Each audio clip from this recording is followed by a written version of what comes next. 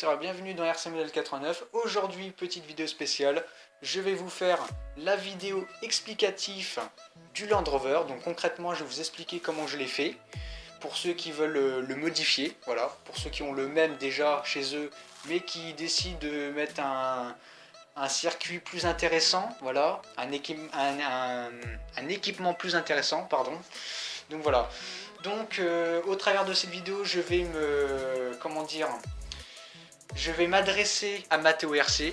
Donc abonnez-vous à sa chaîne. Je vais mettre le lien de sa chaîne en dessous de la description, voilà. Et je m'adresse à Matteo RC. Donc désolé, hein, Matteo.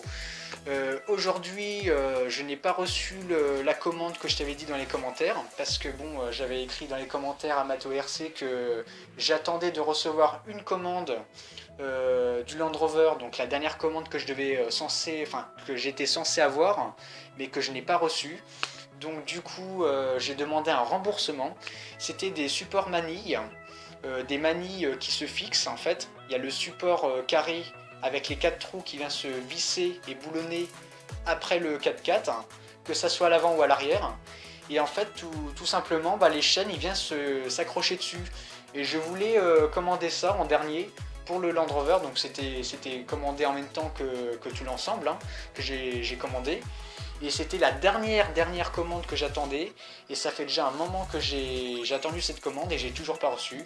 Donc pour ceux qui veulent savoir ce que j'ai commandé, je mettrai le lien des supports Manichain dans la description. C'était sur Geek, voilà.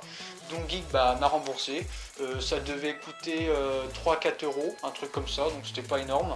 Mais bon, si on compte les frais de port, ça peut faire un petit peu plus. Donc voilà, ça vite fait. Donc du coup, je me suis dit, de toute façon, même s'il me rembourse, je vais pas en recommander, sinon ça va faire encore 3 semaines de délai à attendre. Donc j'ai pas envie de vous faire attendre plus longtemps. Et puis c'est là que je me suis dit, de toute façon, c'est pas ça qui va faire grand chose. Niveau esthétique, de toute façon, ça se verra pas tellement. Parce que moi, en fait, j'avais prévu de les mettre là. Donc, je sais pas si on le verra, je vais vous montrer. Donc le 4x4, il est comme ça à l'avant. À l'arrière, il est comme ça.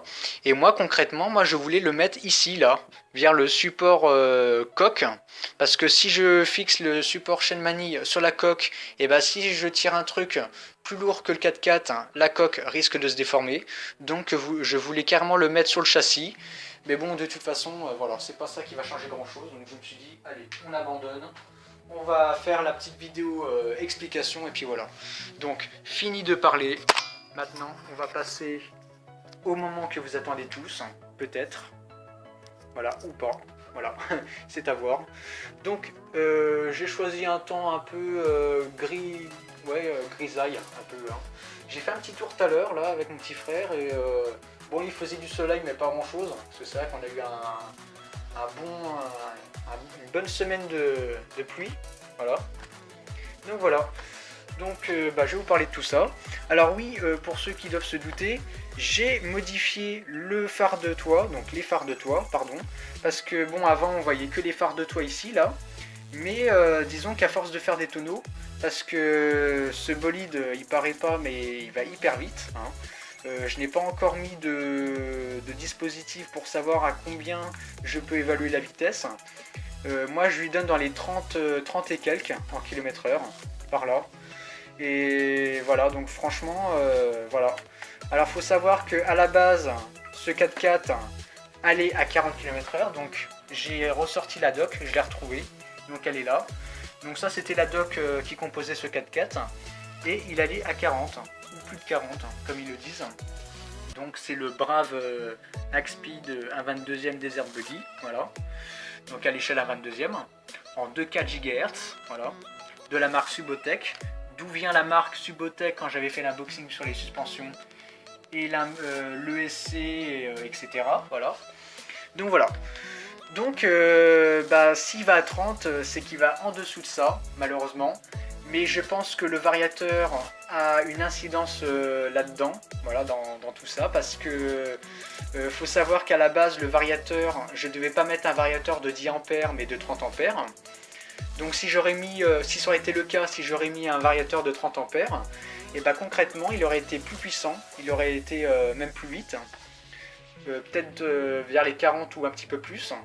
Mais là, bah, s'il va à 30-40, voilà, je sais pas. Sincèrement, pour moi, il fait pas du 40, enfin, je sais pas. Euh, En tout cas, ce que je peux dire, c'est qu'il a une très bonne portée. J'utilise la FSGT2B en 2,4 GHz que j'avais présenté au tout début de l'arrivée de ma chaîne secondaire, voilà, pour ceux qui se rappellent. Donc j'ai choisi cette radio pour ce projet. Et voilà. Donc non, franchement, voilà. Donc pour ceux qui veulent savoir comment j'ai fait le blindage hein, des phares de toit, parce qu'en fait, à force de faire des tonneaux, il n'y avait que les phares ici et là qui étaient pétés. Les deux du milieu, ils sont restés intacts, mais les côtés, ouais, ça a été complètement arraché, plié. Bon, ça va, les fils, ça les a pas arrachés, mais voilà. Donc je reviendrai ça sur les fils, le câblage tout à l'heure, comment j'ai fait. Donc voilà. Et oui, donc pour faire l'habillage, le blindage, hein, j'ai pris de la colle époxy. Hein, et j'ai pris du brudeur, du plastique brudeur, parce que bon, je vous expliquerai plus tard dans ma chaîne YouTube RC Model 89 plus tard, hein, parce que j'ai pas envie de spoiler. Disons que moi je modifie des brooders, je convertis des brooders en RC et parfois bah, je enlève le plastique qui est en trop, voilà, pour introduire l'électronique. Et moi bah, je me suis servi de ça parce que moi je trouve que c'est assez costaud, ça envoie du lourd. Donc voilà. Donc on va pas non plus s'appuyer dessus, mais voilà. C'est pour vous dire. Donc bah à l'avant ça ressemble à ça. Voilà. Donc désolé si la lumière n'est pas... Voilà, donc on voit un petit peu le ciel, c'est pas terrible. Mais voilà, j'essaye de faire mieux. Donc l'avant est comme ça. Donc en gros, les suspensions que j'ai commandées, que je vous ai présentées dans l'unboxing, et ben, ils sont devant, voilà. À l'arrière, c'est les suspensions d'origine. Donc voilà. De côté, il est comme ça. Et à l'arrière, il est comme ça. Donc je vais revenir pour l'arrière. Donc pour l'arrière... j'ai découpé la carcasse à l'arrière parce qu'à l'arrière ça devait faire un truc comme ça. Alors je sais pas si on voit. Voilà, donc en fait concrètement ça fait comme ça. Vous avez un espèce de tube qui vient comme ça en plastique et vous avez la roue de secours qui est fixée dessus. Sauf que moi j'ai voulu faire un peu varier le truc, c'est-à-dire que moi j'ai coupé, donc on voit un petit peu, ouais ici j'ai coupé et j'ai fait un peu de place à l'arrière. Voilà, c'est plutôt pas mal. Et moi j'ai un peu décoré l'arrière, donc ce que j'ai fait c'est que j'ai mis une jerrycan Tamiya, donc ça, elle se déclipse, voilà, elle se déclipse, il y a ça. Je me suis repris sur les pas de vis du siège, qui est derrière, mais on voit pas très bien.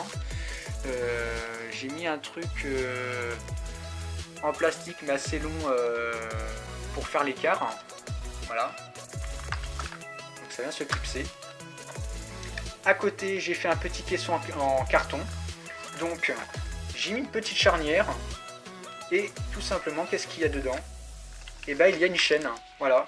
Il y a une chaîne, bon je vais pas la sortir parce qu'elle est hyper longue. Je crois qu'on peut choisir la taille. Bon moi j'ai pris vraiment la taille normale. Hein. Ils sont hyper réalistes, hein. Je crois que c'est du Tamiya ou du SCX10 de Axial, je me rappelle plus. Dites-le moi dans la description si vous connaissez ces chaînes. Mais maintenant c'est des chaînes qui sont assez répandues dans le modélisme. Et ils sont un peu universels, donc ils s'adaptent sur tout véhicule. Donc voilà. Donc ça, bah, c'était pour le support chaîne. À l'arrière, j'ai mis deux dispositifs clignotants, pardon. Donc, ils clignotent rouge et bleu, pour ceux qui n'auront pas fait gaffe dans la vidéo test, mais normalement on le voit. Quand je passais dans un espèce de truc boisé un peu sombre, on voyait un petit peu clignoter, voilà. À l'arrière, j'ai mis des dispositifs phares rouges à l'arrière, qui sont complétés des phares blancs xénon, enfin imitation xénon à l'avant. Donc le lien je le mettrai aussi en description. C'était aussi dans l'unboxing, pour ceux qui se rappellent. Les phares de toit, alors les phares de toit, il faut savoir que c'était pas ceux-là que je voulais mettre. Je voulais carrément enlever les phares de toit d'origine et en mettre des vrais, hein, qui sont déjà opérationnels. Sauf que je me suis fait avoir avec l'échelle, parce que l'échelle était plus grosse que cela. Et encore une fois, c'était sur Geek, voilà, donc c'était pas précisé dans la description, l'échelle. Des fois, vous avez des trucs sur Geek, où l'échelle n'est pas précisée. Donc ça c'est un petit peu dommage, du coup je les ai pris et bon ils étaient un peu gros. Bon je me suis dit je vais les garder parce qu'en plus ils sont chromés. Alors ils pourraient aller sur d'autres véhicules que je vais vous présenter ou réserver pour l'avenir. Voilà, à voir.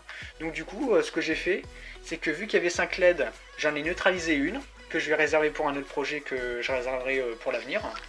Et je me suis repris derrière les phares de toit d'origine parce que bon ils étaient déjà perforés. Apparemment ils pouvaient accueillir des phares, des LED. J'ai mis un Rislan. J'ai tout fait croiser comme ça en peigne. J'ai tout recoudé. J'ai refait passer les fils entre la jerrycan et le coffret. Ici à l'arrière, on a l'arrière qui fait imitation boîte de vitesse ou frein à main. J'ai percé un trou dedans. J'ai tout fait passer les fils dedans. Voilà. Et tout se situe après à l'intérieur. Donc voilà. Donc bah voilà, je crois que je vous ai tout dit pour l'extérieur. Oui, une chose, les marchepieds, on les voit pas très bien. Attends, je vais essayer de vous montrer. Voilà. Ils sont imitation violet métallisé. Voilà. Donc c'est du violet métallisé. Donc pour ceux qui veulent savoir la couleur, hein, ce que ça donne, pour ceux qui sont assez curieux, je mettrai le lien dans la description de la bombe à peinture. Parce qu'en fait, vous avez deux vis là, et je les ai démontés et repeints. Voilà. Donc c'est un beau violet, hein. J'aurais pu prendre un violet simple, mais ça fait un peu violet métallisé, donc c'est pas mal. Hein. Ça brille, ça fait paillettes. Voilà. Et oui, au fait, j'ai aussi oublié, j'ai déglingué la carrosserie. Et oui, mais il est pour un variateur qui fait quand même 10 ampères, il est assez puissant quand même. Hein. Parce que pour le déglinguer, alors j'ai déglingué les phares de toit, donc ça c'est réparé. Et j'ai déglingué là, voilà, donc on voit un peu de la colle extra forte, enfin pas extra forte mais époxy, voilà, que j'expliquerai dans une prochaine vidéo parce que j'avais fait une vidéo sur la colle époxy que je diffuserai un petit peu plus tard. Et franchement cette colle je vous la recommande parce que c'est vraiment du costaud, voilà. Donc voilà. Donc bah, je vais peut-être la repeindre ça, ouais, je vais la repeindre en noir, mais le problème c'est que j'ai un noir qui n'est pas adapté à ce noir là, c'est un noir spécial, hein, un peu clair, parce que celui-là bon il est clair mais il fait un peu miroir, et que l'autre il le fait pas, donc j'ai pas envie qu'on le voie trop. En même temps j'ai un peu blindé ici là, les phares. Et puis en même temps d'avoir pété là, j'avais pété aussi la calandre. Alors le bouclier avant je l'ai viré parce que je trouvais qu'il était plus beau comme ça. Parce qu'on voit les suspensions, le pont, les cardans, tout. On voit tout travailler, voilà. Mais il s'est fendu ici en fait. Alors on le voit pas mais c'est à l'intérieur de la coque, j'ai mis aussi de la colle. Donc voilà. Donc bah, j'ai tout dit au sujet de ça. Maintenant je vais revenir à l'intérieur. Donc j'ai déjà enlevé les goupilles hein, pour avancer. Donc voilà comment j'ai fait. Donc pour ceux qui l'ont déjà chez eux, ce 4x4, concrètement voilà comment je l'ai modifié. Ici normalement de chaque côté vous avez des petits coffrets où vous pouvez mettre des piles ou des batteries parce que ce 4x4 il existe en version pile ou batterie. Moi j'ai pris la version batterie, donc la batterie je peux la mettre soit de ce côté là ou soit de l'autre côté. Donc moi j'ai pris une accu Lion en 1200 mAh qui était la même que j'ai utilisée pour un projet fourgon mais qui apparaîtra dans ma première chaîne YouTube pour ceux qui ont vu la vidéo. Voilà. Donc la batterie elle est là, voilà. Donc elle est là. Je vais vous la sortir. Donc elle est tenue par un élastique. Donc voilà, c'est une accu Lion et pas une accu Lipo, voilà. J'ai mis un petit support en dessous pour la faire maintenir. Et du coup, le petit coffret qui était là, je l'ai viré. Voilà, on voyait les petits pas de vis, là un petit peu, là. On voit un petit peu, voilà, il était là. Par contre, le coffret qui était de l'autre côté, je l'ai laissé parce qu'en fait, c'est là-dedans que se situe l'ESC, voilà. L'ESC 10 ampères, que j'ai ensuite modifié, le petit coffret, parce qu'en fait, je vais vous montrer. Voilà. J'ai découpé le couvercle du petit coffret là qui était là et j'ai découpé un petit carré qui fait la forme de ça, la taille. J'ai collé le ventilo parce que je trouvais que le variateur, donc l'ESC, ça veut dire la même chose, qui est en 10 ampères, chauffait. Donc j'ai mis un dispositif pour le refroidir en permanence parce que j'avais peur que ça le crame, hein. Voilà tout simplement. Voilà. Donc ça, bah maintenant c'est comme ça. Donc, je vais le refermer après parce que, enfin, non c'est bon, j'arrive. Nickel. Voilà, donc le moteur par contre il est d'origine. Je ne l'ai pas changé parce que bon, j'ai pas trouvé ça utile de le changer. De toute façon, il était déjà équipé en JST, en fiche JST. Donc vu que le l'ESC que j'ai acheté était en JST, bah c'était impeccable. Voilà. Puis la batterie aussi est en JST. Voilà. Donc ça aussi c'est impeccable. Ce qui est servomoteur, alors servomoteur, j'ai choisi le IMAX ES08 MD2 Digital Servo. Alors je crois que c'est ça, ES08 MD2. Je mettrai aussi le lien dans la description. Alors avant c'était pas un cerveau comme ça, c'était un cerveau comme ça. Voilà, ça c'est le cerveau d'origine. Donc la qualité n'est pas super, je vous la recommande pas. Hein, je recommande pas du tout ces cerveaux. C'est le cerveau d'origine, donc le gearbox est en plastique dedans. Et en sortie j'ai 5 fils. Donc franchement c'est du bas de gamme. Et que moi j'ai retrouvé la même dimension de cerveau que l'autre. Sauf que là cette fois-ci en sortie de fil j'ai 3 fils. Donc là c'est plus conséquent, c'est plus modélisme. Et que l'autre ça fait un peu toy, un peu joué. Que là le gearbox, au lieu que là celui-là il est en plastique, et bien sur celui-là il est en métal, doré. J'ai repris la même membrane de direction, donc je sais pas si on voit. La petite membrane c'est le truc qui est au bout du cerveau là, voilà. Donc ça c'est celui d'origine de l'autre, mais que j'ai adapté sur celui-là. Voilà. Alors encore une fois c'était vraiment de la modif parce que bon il a fallu peut-être que je le colle parce qu'il était pas assez, enfin il s'adaptait pas trop vraiment sur ce cerveau. Bon je l'ai un peu rentré de force mais voilà ça marche. Je vous ai montré l'ESC, le cerveau, le support batterie et le récepteur et bah où il est là. En fait j'ai pris un élastique et en fait je l'ai mis sur la base de la coque, enfin le support de coque avant. Donc c'est du temporaire, je pense pas le laisser là longtemps. Je pense le laisser ici, mais avec une plaque au fond collée. Et puis je mettrai du double face et je le recollerai sur la plaque. Parce qu'en fait ça fait ça derrière, voilà. Donc on voit que j'ai déjà mis du double face, mais là il passe à travers. Parce que là ça fait ça. Mais là je mettrai sûrement une plaque en plastique. Et lui du coup je mettrai du double face et je le recollerai sur la plaque. Mais là c'est du temporaire, voilà. Après tous mes fils ils passent comme ça. Que ça soit l'alimentation des phares, l'alimentation du cerveau, l'alimentation de l'ESC, voilà. Donc tout passe là, voilà. Donc bah voilà, je vous ai tout expliqué sur ça. Après qu'est-ce que je n'ai pas pu expliquer, bah en chargeur, j'utilise un chargeur comme ça, donc un chargeur pour le batterie Li-ion. Encore une fois, n'utilisez pas un chargeur LiPo, vous risquez de l'exploser. Donc prenez toujours un chargeur adapté pour ça. C'est un chargeur balance chargeur. Donc lithium battery pack Li-ion, voilà, donc il faut vraiment prendre un chargeur Li-ion. Voilà, n'essayez pas une batterie, un chargeur LiPo parce que vous risquez de l'endommager. C'était un chargeur Wiltoy de la marque Wiltoy. Donc en fait ça c'est le boîtier qui vient se fixer, donc la fiche balance ça vient se fixer là, sur cette fiche là, qui est là. J'ai le transfo, donc c'est un transformateur d'origine de ce modèle. Donc c'est un transformateur avec une double isolation à l'intérieur. En entrée j'ai du 100-240 volts et en sortie j'ai 10 volts. Voilà, 800 mAh. Enfin, ouais, 800 mAh, pardon. Voilà. Bon, bah maintenant, on va passer à l'essai. Je ne vais pas faire tourner les roues. Je vais juste faire tourner la direction pour que vous voyez concrètement comment ça fonctionne, le système. Donc, on se retrouve. Donc, me revoilà. Donc, j'ai branché la batterie. Alors, j'aurais pu très bien me contenter. Alors, pardon. Excusez-moi pour le petit changement de caméra, de vue, parce qu'elle s'est mise à l'envers, et bon, vu que je filme avec mon portable, voilà, ça change de sens tout seul, bon, bref, voilà.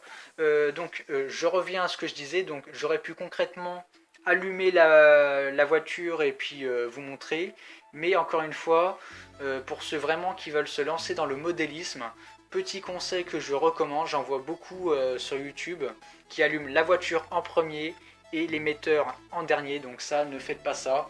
En fait, quand vous allumez la voiture, normalement, il doit mettre un effet sonore, donc des bips ou des musiques par moment. Et concrètement, qu'est-ce que ça veut dire, ces musiques-là ou ces petits bruits sonores qui émet quand on l'allume? Et bah, c'est pour dire qu'en fait, que le récepteur qui est ici se réinitialise. Voilà. Donc, je vous montre. Émetteur en premier, récepteur après. Bon là, visiblement sur ce modèle de circuit, il ne le fait pas. Alors, je crois qu'il n'y a pas forcément que le récepteur. Je crois que l'ESC, je crois que c'est celui-là, c'est lui qui va émettre l'effet sonore. Mais vous avez des ESC, voilà, qui font des musiques. Et voilà, c'est en fait pour expliquer qu'il se réinitialise, voilà, qu'il est bien appairé au récepteur et à l'émetteur. Donc voilà, c'est vraiment pour ça qu'il faut vraiment allumer lui en premier et lui après. Au début, vous allez peut-être pas vous y faire, mais à la longue, si vous entraînez, après ça devient une habitude, et c'est une habitude à prendre, quoi, voilà. Donc je vous montre, hein. Alors, avant de commencer, je vais vous expliquer en fait pour la direction. Vous avez 3 potentiomètres. Donc le premier, c'est le STDR. Donc le STDR, je crois que c'est... oui, alors le STDR en fait, hein, concrètement, qu'est-ce que c'est le STDR en trim? Enfin, c'est pas une trim, hein.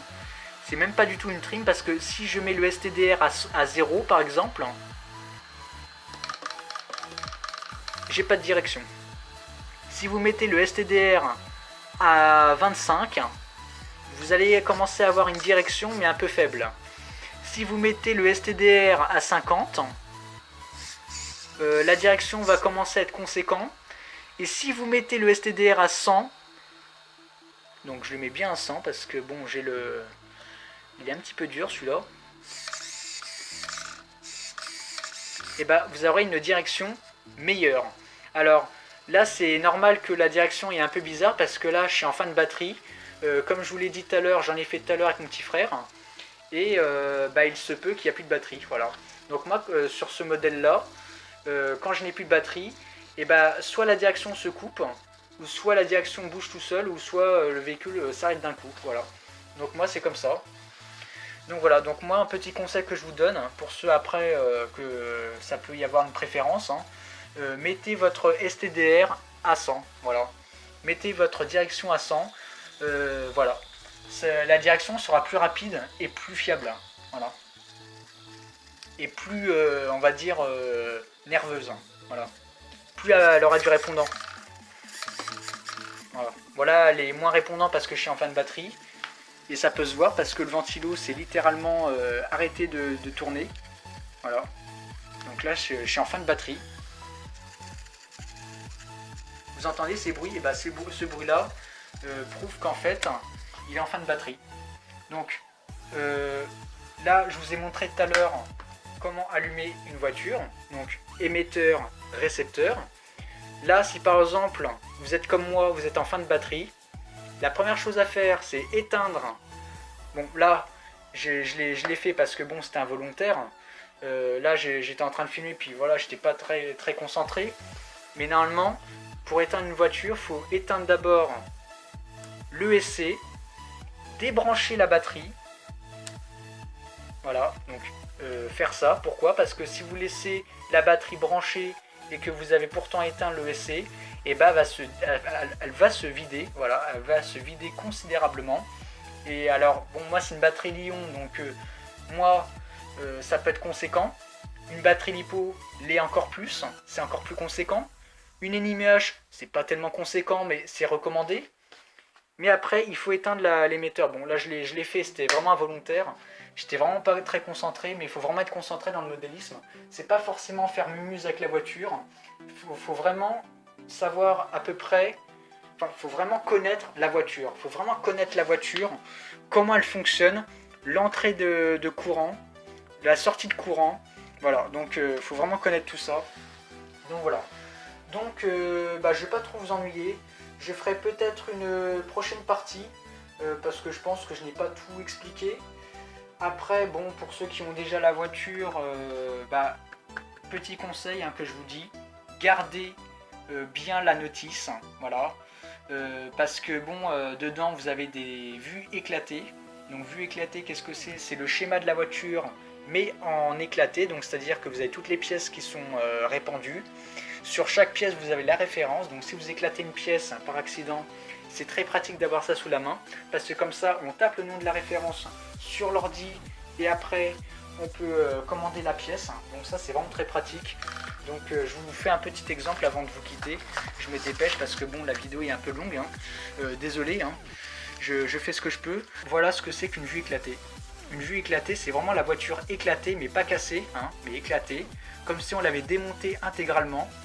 Et je prends l'exemple concrètement, j'ai une connerie. Admettons, je sais pas, vous pétez cette pièce-là, donc qui correspondrait au triangle de la voiture ou au bras inférieur supérieur, avec l'ensemble du motricité cardan. Et si vous pétez cette pièce, vous tapez le nom de la référence qui est dedans, sur l'ordinateur, sur Google, et ça va vous sortir la pièce. Après, vous allez sur le site, et vous pouvez commander tout simplement la pièce, voilà. Donc là, j'ai pris l'exemple de ça, et ça peut être sur n'importe quoi, ça peut être le moteur, ça peut être le cerveau, mais encore une fois, pour ceux qui veulent modifier cette voiture, ne reprenez pas ce cerveau. J'ai fait la connerie, j'ai racheté un deuxième cerveau il y a déjà un moment, un bail sur Geek, et je reviens au même point. Donc ne faites pas ça, prenez plutôt un cerveau Gearbox métal, je mettrai le lien dans la description. Prenez un cerveau 3 fils, c'est plus meilleur, c'est du modélisme, et que 5 fils c'est pas terrible. Voilà, c'est une nouvelle technologie, je sais pas, mais en tout cas c'est pas du bon, c'est pas du sûr, donc voilà. Donc merci de m'avoir suivi, merci d'avoir regardé toutes les vidéos du Land Rover. Je mettrai encore une fois le lien de la description du Land Rover pour ceux qui veulent l'acheter et peut-être par la suite le modifier. Donc sur ce, je vous dis bye bye et à très bientôt. Allez. You turn around, I feel the